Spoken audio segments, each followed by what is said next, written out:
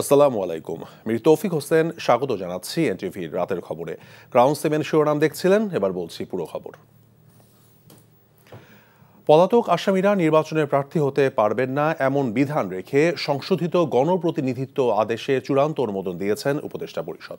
প্রধান উপদেষ্টা অধ্যাপক মোহাম্মদ ইউনূসের সভাপতিত্বে অনুষ্ঠিত উপদেষ্টা পরিষদের বৈঠকে এই অনুমোদন দেওয়া হয়েছে।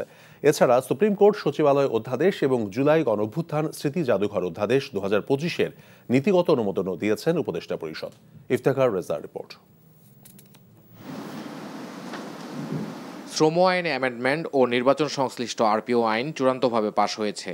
আর দুর্নীতি দমন কমিশন আইন, জুলাই স্মৃতি জাদুঘর আইন ও সুপ্রিম কোর্ট সচিবালয় আইনের ব্যাপারে নীতিগত অনুমোদন করা হয়েছে বলে জানিয়েছেন আইন উপদেষ্টা আসিফ নজরুল। রাজধানীর ফরেন সার্ভিস একাডেমির মিলনায়তনে ব্রিফিংয়ে এসব তথ্য জানান তিনি। আসিফ নজরুল বলেন, নির্বাচনী প্রার্থীদের সমস্ত বিবরণ নির্বাচন কমিশনে দিতে হবে ও তা ওয়েবসাইটে প্রকাশ করবে কমিশন। আর প্রবাসীরা দিতে পারবেন পোস্টাল ভোট। নির্বাচনে যারা প্রার্থী থাকবেন ওনাদের দেশি সোর্সে, বিদেশি সোর্সে ইনকাম, সম্পত্তি সমস্ত কিছুর বিবরণ নির্বাচন কমিশনকে দিতে হবে এবং এটা আমরা ওয়েবসাইটে পাবলিক করে দিব, সবাই জানবে। এখন শুধুমাত্র যেই সমস্ত সংসদীয় এলাকাতে একজন প্রার্থী থাকবে, শুধুমাত্র সেখানে না ভোট হবে। একজন প্রার্থী, আমরা চাই না বিনা প্রতিদ্বন্দ্বিতা কেউ ইলেক্টেড হয়ে যাক। আপনাদের জন্য সুযোগ থাকে বলার যে না তোমার আমরা চাই না। জোটের ক্ষেত্রে যদি নির্বাচনী জোট হয়, জোটের অংশ হলেও দলের যে প্রতীক সেটাতে ইলেকশন করতে হবে। তিনি বলেন, আদালত যাদের পলাতক বলবে তারা নির্বাচন করতে পারবেন না। পলাতক হচ্ছে আদালত যখন পলাতক ঘোষণা করে। আপনি আদালত যেদিন আপনাকে আসতে বলছে সেদিন যখন আপনি আসছেন না, তারপর পত্রিকাতে একটা বিজ্ঞাপন দিল, তারপর আপনি আসছেন না, আদালত আপনাকে পলাতক ঘোষণা করবে। সেটা বিচার চলাকালীন সময়ই পলাতক হয়। পলাতক ব্যক্তি যারা থাকবে বিভিন্ন মামলাতে পলাতক ব্যক্তিরা ইলেকশন করতে পারবে না, সেটা ইনক্লুড করা হয়েছে। এদিকে একই ব্রিফিংয়ে প্রধান উপদেষ্টার প্রেস সচিব বলেন, নির্বাচনে বডি ক্যামেরা ও ড্রোনের ব্যবহার নিয়েও ভাবছে সরকার। পুলিশকে বডি ক্যাম দেওয়ার চিন্তা ভাবনা হচ্ছে। Iftekhar Reza, NTV news, Dhaka. BNP মহাসচিব মির্জা ফখরুল ইসলাম আলমগীর বলেছেন, কোনো রাজনৈতিক দল ও কিছু লোক জাতীয় নির্বাচন পিছিয়ে দিতে কাজ করছে, যা হতাশাজনক। অন্যদিকে দলটির স্থায়ী কমিটির সদস্য সালাউদ্দিন আহমেদ বলেছেন, একটি দল জুলাই সনদে স্বাক্ষরের সুযোগ খুঁজছে। পৃথক অনুষ্ঠানে তার এসব কথা বলেন হাসান মাহমুদের রিপোর্ট। মহাকালের মহানায়ক শহীদ জিয়া বইয়ের মোড়ক উন্মোচনের এই অনুষ্ঠান রাজধানীর ইঞ্জিনিয়ার্স ইনস্টিটিউশন মিলনায়তনে আয়োজন করে বিএনপি। আলোচনায় অংশ নিয়ে বক্তারা শহীদ প্রেসিডেন্ট জিয়াউর রহমানের জীবনের নানা দিক তুলে ধরেন। চলমান রাজনৈতিক প্রসঙ্গ টেনে মির্জা ফখরুল ইসলাম আলমগীর বলেন, ছাত্র জনতার গণ অভ্যুত্থানের মধ্য দিয়ে দেশ ফ্যাসিবাদী অপশাসন থেকে মুক্ত হয়ে গণতন্ত্রে উত্তরণের সুযোগ পেয়েছে। তবুও অনেকে নির্বাচন পিছিয়ে দিতে চায়, যা হতাশাজনক। আমি কোন দলকে দোষারোপ করতে চাই না, কোন ব্যক্তিকে দোষারোপ করতে চাই না, কিন্তু হতাশার সঙ্গে লক্ষ্য করি যে কোন রাজনৈতিক দল নির্বাচন যেন পিছিয়ে যায়, নির্বাচন যেন সঠিক সময় না হয় তার চেষ্টা করছেন। এটা ঠিক হচ্ছে না। এমনভাবে কথা বলা হয় যে বিএনপি একটা ভিলেন, কিছু লোক বলার চেষ্টা করেন। আমি বিস্মিত হই। বাংলাদেশে যা কিছু ভালো হয়েছে সব বিএনপির হাত দিয়ে হয়েছে। এদিকে জাতীয় প্রেস ক্লাবে ইউনিভার্সিটির টিচার্স অ্যাসোসিয়েশন অব বাংলাদেশ ইউট্যাব আয়োজিত এক সেমিনারে সালাউদ্দিন আহমেদ বলেন, রাজনীতিতে তর্ক বিতর্ক ছাপিয়ে সবাইকে থাকতে হবে ঐক্যবদ্ধ। মাননীয় প্রধান উপদেষ্টা তো সরকার প্রধানের আইন জারি করার কোনো রাইট আমাদের কনস্টিটিউশনে নাই। সরকারের পক্ষে, সরকারের অনুমোদনে, ক্যাবিনেটের অনুমোদনে, সেটা in absence of parliament president সেই আইনগুলো পাশ করে থাকেন। একটা রাজনৈতিক দল এখন স্বাক্ষর করার জন্য সুযোগ খুঁজছে এবং তাদের কিছু দাবি দেওয়া আছে। তো সেই বিষয়ে অবশ্যই আলাপ আলোচনা যে পর্যায়ে হবে আশা করি।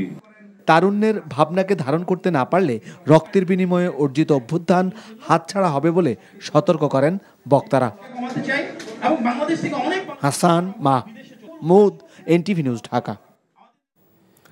বাস্তবায়নের পূর্ণ নিশ্চয়তা ছাড়া জাতীয় নাগরিক পার্টি জুলাই সনদে সই করবে না বলে আবারও জানিয়েছেন দলটির সদস্য সচিব আখতার হোসেন। বিকেলে গণতান্ত্রিক ছাত্র সংসদের সমন্বয় সভায় তিনি কথা বলেন। এই সনদ যাতে জুলাই ঘোষণাপত্রের মতো জাতিসংঘে প্রতারণায় পরিণত না হয় সেজন্য কোনো ছাড় দেবে না বলেও জানান এনসিপির এই শীর্ষ নেতা। রাজনৈতিক দলগুলো এখনও গণতান্ত্রিক রাজনীতির বিপরীতে ক্ষমতা কুক্ষিগত করতে চায় অভিযোগ করে ভবিষ্যতে যে কোনো সংকট মোকাবেলায় ছাত্র সমাজকে প্রস্তুত থাকার আহ্বান জানান তিনি। সমন্বয় সভায় গণতান্ত্রিক ছাত্র সংসদকে জাতীয় নাগরিক পার্টির ছাত্র সংগঠন জাতীয় ছাত্র শক্তি হিসেবে রূপান্তরের ঘোষণা দেওয়া হয়।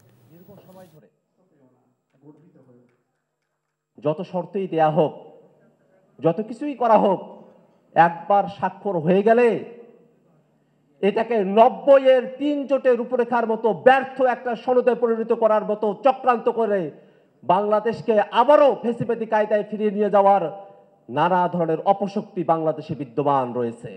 শর্তের প্রলোভনে জাতীয় নাগরিক পার্টি হাত দেয় নাই। বিএনপির সঙ্গে বৈঠক করেছে ঢাকায় সফররত Netherlands Institute for Multiparty Democracy MIMD-র প্রতিনিধি দল। বিকেল 4টার দিকে রাজধানী গুলশানে বিএনপি চেয়ারপারসনের রাজনৈতিক কার্যালয়ে এই বৈঠক শুরু হয়। বিএনপি মিডিয়া সেলের সদস্য শাহরুল কবির খান জানিয়েছেন, বৈঠকে বিএনপির পক্ষ থেকে দলটির স্থায়ী কমিটির সদস্য আমির খসরু মাহমুদ চৌধুরী নেতৃত্ব দেন।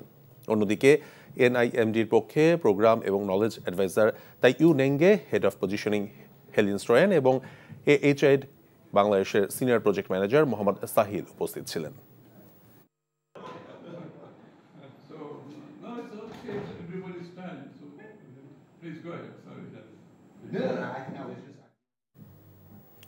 উনিশশো 1947 থেকে 2025 পর্যন্ত জামায়াতে ইসলামীর কোনো আচরণে কারণে কেউ যদি কোনো কষ্ট পেয়ে থাকলে অথবা কারো কোনো ক্ষতি হয়ে থাকলে সেসব অনাকাঙ্ক্ষিত ভুলের জন্য নিঃশর্ত ক্ষমা চাইলেন জামায়াতে ইসলামীর আমির ডক্টর শফিকুর রহমান। যুক্তরাষ্ট্রের নিউ ইয়র্কে স্থানীয় সময় বুধবার সাংবাদিকদের সঙ্গে মতবিনিময় সভায় ক্ষমার বিষয়ে তিনি এসব কথা বলেন। প্রায় 2 ঘন্টা যাবৎ স্থানীয় সাংবাদিকদের সঙ্গে মতবিনিময় করেন ডক্টর শফিকুর রহমান। এ সময় তিনি আরও বলেন, এই ক্ষমা গোটা জাতি হইলেও চান, ব্যক্তি হইলেও চান, তাতে কোনো অসুবিধা নেই। ডাক্তার শফিকুর রহমান দাবি করেন, তাদের কেউ কখনো বলেনি যে তারা কেউ ভুলের ঊর্ধ্বে। তিনি বলেন, ফেব্রুয়ারিতে রোজার আগে নির্বাচন নিয়ে কোনো অনিশ্চয়তা নেই, তবে পিআরের ভিত্তিতে নির্বাচন হলে জাতি উপকৃত হবে বলে মন্তব্য করেন তিনি। জামায়াত ক্ষমতায় গেলে সাংবিধানিক অধিকার অনুযায়ী সংখ্যালঘুরা নির্বিঘ্নে থাকবে বলে উল্লেখ করেন ডাক্তার শফিকুর রহমান। আজকে আবার একদম প্রকাশ্যে বলে গেলাম যে 47 থেকে শুরু করে এই পর্যন্ত আমাদের দ্বারা যে যেখানে যত কষ্ট পেয়েছেন, আমরা বিনা শর্তে যারা কষ্ট পেয়েছেন তাদের কাছে মাপছি। এটা গোটা জাতি হইলেও চাই, ব্যক্তি হইলেও চাই, কোনো অসুবিধা নেই।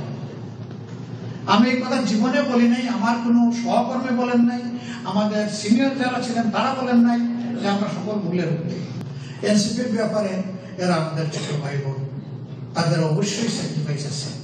ওরা যদি আমাদেরকে একটু অভিমান করে কিছু বলেও ফেলে, তবু আমরা মনে করি যে তাদের প্রতি আমাদের অত বেশি কঠোর হওয়া উচিত নয়। বিএনপির সাথে আমাদের দীর্ঘদিনের একটা আন্ডারস্ট্যান্ডিং ছিল, আমরা একসাথে রাজনীতি করেছি, প্রেক্ষাপট পরিবর্তন হয়েছে।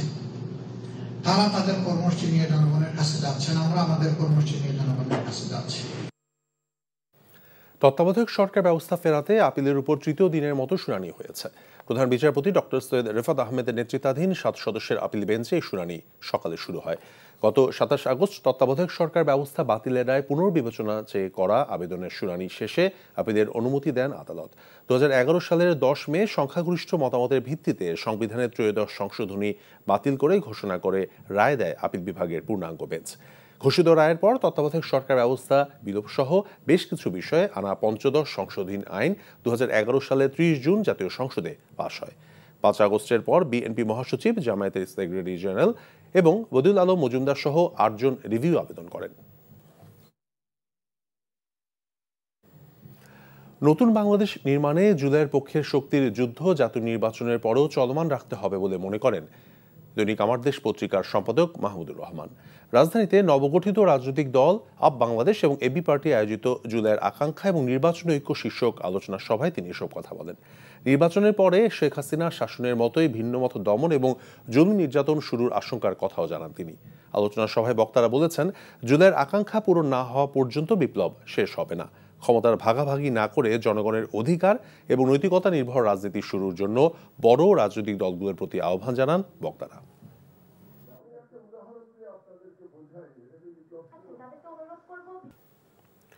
আবারও বঙ্গোপসাগর থেকে ভারতীয় ফিশিং ট্রলার সহ 9 জেলেকে আটক করেছে নৌবাহিনী। বঙ্গোপসাগরের বাংলাদেশ জলসীমায় অবৈধ অনুপ্রবেশ করে মাছ শিকারের দায়ে ফেয়ারওয়ে বয়া সংলগ্ন গভীর সাগর থেকে ট্রলারটি আটক করা হয়। উপজেলা সিনিয়র মৎস্য কর্মকর্তা মোহাম্মদ জাহিদুল ইসলাম জানান, আটক ট্রলারটিতে প্রায় 1.5 মেট্রিক টন টুনা ফিশ রয়েছে। আদালতের নির্দেশনা অনুযায়ী এ মাছ নিলামে বিক্রি কিংবা যে কোনো প্রক্রিয়া সম্পন্নের জন্য পরবর্তী ব্যবস্থা নেওয়া হবে। এর আগে গত 17 অক্টোবর গত জুলাই মাসে 2টি এবং আগস্ট মাসে একটি ভারতীয় ফিশিং ট্রলার বঙ্গোপসাগরে ফেয়ারওয়ে বয়া সংলগ্ন গভীর সাগর থেকে আটক করে নৌবাহিনী। বগুড়ায় মাদক বিক্রিকে কেন্দ্র করে শহরের উত্তর চেলোপাড়া এবং পশ্চিম নারুলি এলাকায় দুই পক্ষের মধ্যে সংঘর্ষ হয়েছে। এ সময় বেশ কয়েকটি বাড়িতে আগুন ধরিয়ে দেয় দুর্বৃত্তরা। সদর থানার ওসি হাসান বশির জানিয়েছেন, দুপুরে দুই এলাকায় মাদক কারবারিদের মধ্যে মাদক বিক্রি এবং আধিপত্য বিস্তারকে কেন্দ্র করে সংঘর্ষ শুরু হয়। এ সময় ধাওয়া পাল্টা ধাওয়ার ঘটনা ঘটে। পরে বেশ কয়েকটি বাড়িতে আগুন ধরিয়ে দেয় দুর্বৃত্তরা। এ সময় বেশ কয়েকজন আহত হয়। পরে খবর পেয়ে ফায়ার সার্ভিস ঘটনাস্থলে পৌঁছে আগুন নিয়ন্ত্রণে আনে। পরিস্থিতি নিয়ন্ত্রণে আনতে এলাকায় অতিরিক্ত পুলিশ এবং সেনা সদস্য মোতায়েন করা হয়েছে। এই ঘটনায় এলাকায় চরম উত্তেজনা বিরাজ করছে। কারাবন্দী এক যুবলীগ কর্মীর জামিনে মুক্তি নিয়ে নাটোর কারাগারের জেলার এবং তার পরিবারকে প্রাণনাশের হুমকি দিয়ে ভারতে পলাতক নাটোর 2 আসনের আওয়ামী লীগের সাবেক এমপি শফিকুল ইসলাম শিমুল। এই ঘটনায় শিমুলের বিরুদ্ধে সদর থানায় জিডি করেছেন জেলার শেখ মোহাম্মদ রাসেল। সদর থানার ওসি মাহবুবুর রহমান জানিয়েছেন, বিষয়টি তদন্ত করে আইনগত ব্যবস্থা নেওয়া হবে। জেলার শেখ মোহাম্মদ রাসেল জানান, বুধবার ভারতীয় একটি নম্বর থেকে নিজেকে নাটোর সদরের সাবেক এমপি শফিকুল ইসলাম শিমুলের পরিচয় দিয়ে কুষ্টিয়া কারাগারের বন্দী নাটোরের যুবলীগ কর্মী রাশিদুল ইসলাম কোয়েলের জামিন সংক্রান্ত কাগজপত্র নাটোর কারাগার থেকে কুষ্টিয়া কারাগারে ফ্যাক্সের মাধ্যমে প্রেরণের জন্য বলেন তিনি। এ সময় বিষয়টি গোপন রাখার জন্য জেলারকে অনুরোধ জানান শিমুল। কুষ্টিয়া কারাগার থেকে জামিনে ছাড়া পাওয়ার পরই ডিবি পুলিশ জেল গেট থেকে পুনরায় কোয়েলকে আটক করে। এতে ক্ষিপ্ত হয়ে জেলারকে তার পরিবার সহ প্রাণনাশের হুমকি দেন সাবেক এই এমপি। হযরত শাহজালাল আন্তর্জাতিক বিমানবন্দরের কার্গো ভিলেজে আগুনের পর 9 নম্বর গেট দিয়ে আমদানি পণ্য খালাস শুরু হলেও তা অপ্রতুল বলে মনে করছে কাস্টমস ও C&F এজেন্টসরা। গত 3 দিনে মাত্র 300-র মতো আমদানি পণ্যের চালান খালাস হয়েছে, যেখানে দিনে 1000-এর উপর পণ্য খালাস হতো 8 নম্বর গেট দিয়ে। বৃহস্পতিবার সকালে 9 নম্বর গেটের সামনে দেখা যায় মাল বহন করতে বিভিন্ন কোম্পানির ট্রাকের দীর্ঘ সারি। মাল গ্রহণ করতে বিভিন্ন গার্মেন্টস এবং C&F এর কর্মচারীরা কাগজপত্র নিয়ে ছোটাছুটি করেছেন। তারা বলেছেন, এই গেট দিয়ে মাল গ্রহণ এবং প্রসেস করতে অনেক ভোগান্তির শিকার হতে হচ্ছে তাদের। ঢাকা কাস্টমস এজেন্টস অ্যাসোসিয়েশন বলছে, দ্রুত মাল খালাস এবং বন্দর সচল করতে খুব শিগগিরই সিভিল এভিয়েশন আরও 2টি গেট উন্মুক্ত করবে।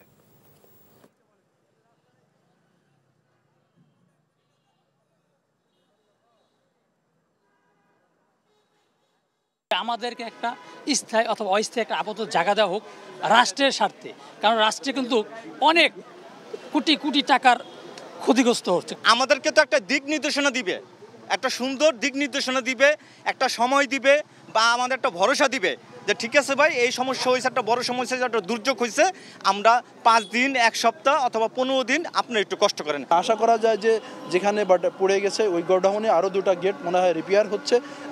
খুব শীঘ্রই মনে আমরা দেখতে পারবেন যে ওখান দিয়ে মনে হয় ইন্ডাস্ট্রিয়াল পণ্য বা গার্মেন্টস পণ্য খালাসের মনে হয় প্রক্রিয়া চলতেছে। এই ছিল রাতের খবরে। এই খবরের ভিডিও সহ আপডেট জানতে ভিজিট করুন NTV অনলাইন www.ntvbd.com। এছাড়াও NTVর জনপ্রিয় সব অনুষ্ঠান এবং খবরের আপডেট জানতে ভিজিট করুন আমাদের ইউটিউব এবং ভেরিফাইড ফেসবুক পেজ। রাত 1টায় মধ্যরাতের খবর দেখার আমন্ত্রণ রইল। ধন্যবাদ সবাইকে। শুভরাত্রি।